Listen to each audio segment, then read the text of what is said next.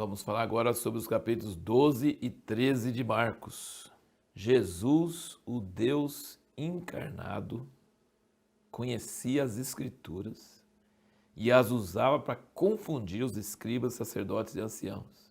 Eles não conseguiam fazer com que ele falasse com qual autoridade fazia as coisas, e aí, em sequência, aqui no início do capítulo 12, ele conta uma parábola que condena eles de cara. É muito fácil interpretar a parábola, falando sobre os antigos pais, né, deles que haviam morto os profetas e que eles iam matar ele. Então, e daí ele cita um versículo do Salmo que diz, versículo 10 do capítulo 12 diz: a pedra que os edificadores rejeitaram, essa foi posta como pedra angular, pelo Senhor foi feito isso e é maravilhoso aos nossos olhos.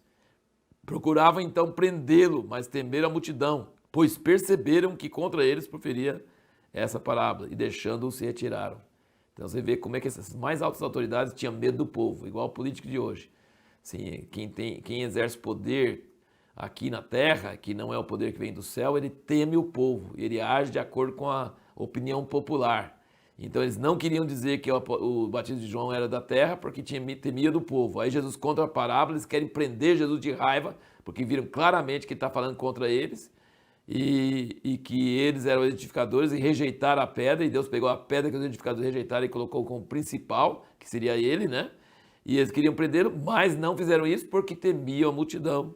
Aí começaram a agir com sabedoria, mandaram uns representantes de Herodes e dos fariseus e começaram a lisonjear ele, elogiar ele. Sabemos que você não teme os homens, sabemos que você é um homem que não tem respeito para ninguém, você consegue se ficar assim.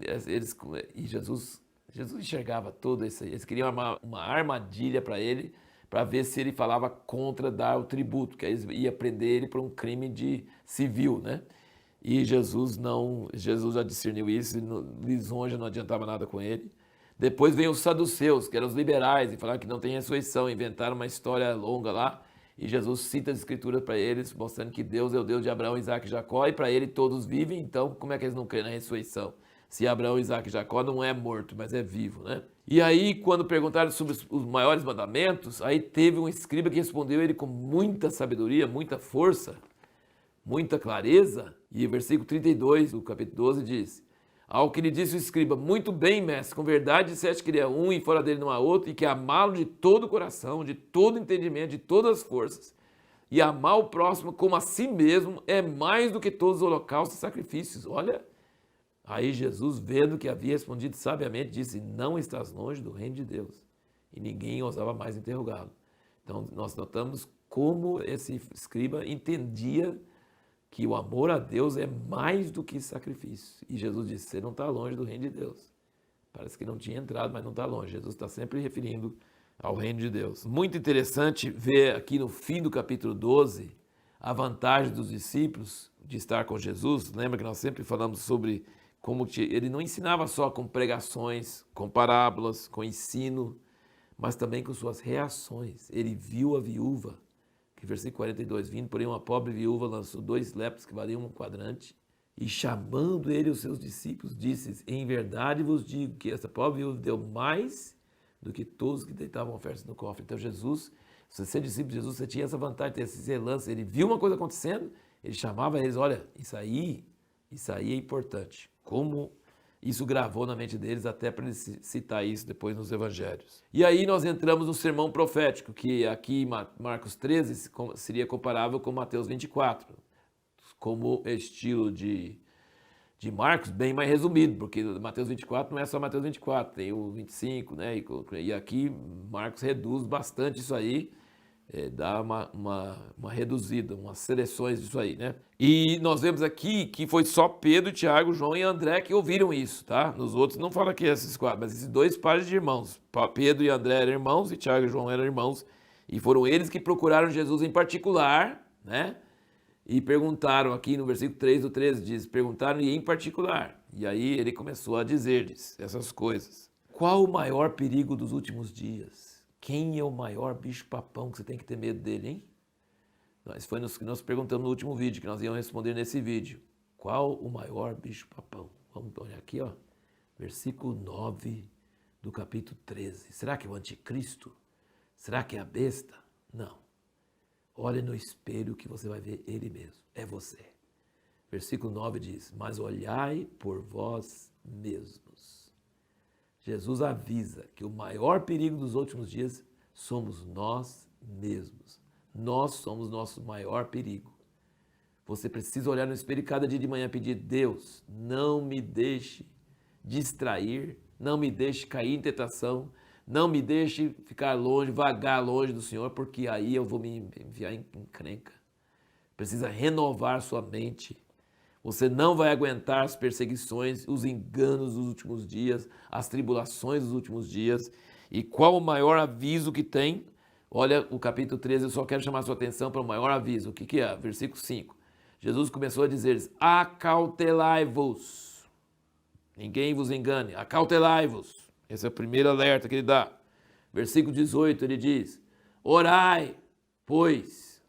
Então, acautelai-vos, orai. Versículo 23, ficai vós, pois, de sobreaviso.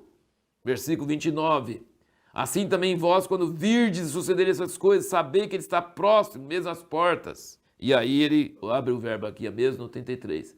Olhai, vigiai, porque não sabeis quando chegará o tempo. Depois o 35. Vigiai, pois, porque não sabeis quando virá o Senhor da casa. E o versículo 37. O que vos digo a todos os digo, vigiai. Tá vendo? Acautelai-vos, presta atenção, veja os sinais, orai, olhai por vós mesmos, cuidado, vigiai. Você não sabe o dia, você não sabe a hora. Ora, vigia, presta atenção, fica de sobreaviso, tenho avisado, presta atenção nos sinais.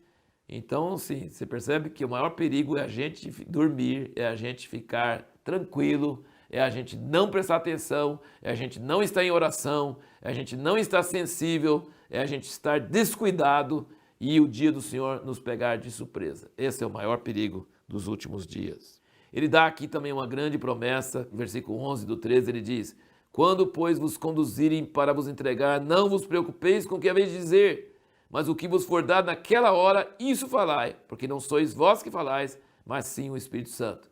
Então, em todas as nossas fraquezas, em todas as nossas debilidades, em todas as nossas vulnerabilidades, mas Deus nos dá esse consolo. Fala assim, não preocupa com o que você vai falar diante das autoridades, quando você for preso, quando você for... Não preocupa, que o Espírito Santo vai te dar na hora o que você deve falar. Isso é uma grande conselho, grande consolo para nós. E eu acho que também uma última coisa também, ele fala sobre os escolhidos, ele fala aqui, várias vezes, no versículo 20, ele diz, se o Senhor não abreviasse aqueles dias, ninguém se salvaria, mas ele, por causa dos eleitos que escolheu, abreviou aqueles dias. Tem gente que fala que a igreja vai ser arrebatada antes da tribulação. Então você não é escolhido, o arrebatado não é escolhido, os escolhidos estão no mundo. E a tribulação vai ser encurtada por causa deles, porque eles estão no mundo. Então, assim, não é uma coisa muito lógica esse negócio de falar ser arrebatado antes da tribulação, porque ele diz, vai ter uma tribulação, versículo 19, como nunca houve desde o princípio, e se o Senhor não abreviasse aqueles dias, ninguém se salvaria, mas ele, por causa dos eleitos que ele escolheu, abreviou aqueles dias. E aí ele diz também que vai ter engano, versículo 22, porque hão de surgir falsos cristos, falsos profetas, farão sinais e prodígios para enganar, se possível, até os escolhidos, do segunda vez. E depois, no versículo 27, fala, logo enviará os seus anjos e ajuntará os seus eleitos, desde os quatro ventos, desde a extremidade da terra até a extremidade do céu. Que ele virá nas nuvens com grande poder e glória. Jesus sempre está falando que ele vem com grande poder e glória. Jesus vive falando isso. Então vem muita tribulação antes, mas ele vai voltar com grande poder e glória e vai enviar os seus anjos e vai juntar os seus escolhidos que vão ser arrebatados ao encontro dele nos ares e vão vir e reinar sobre a terra. E a pergunta que nós vamos responder no próximo vídeo é, o que devemos fazer quando sentimos medo e incapacidade de obedecer a Deus?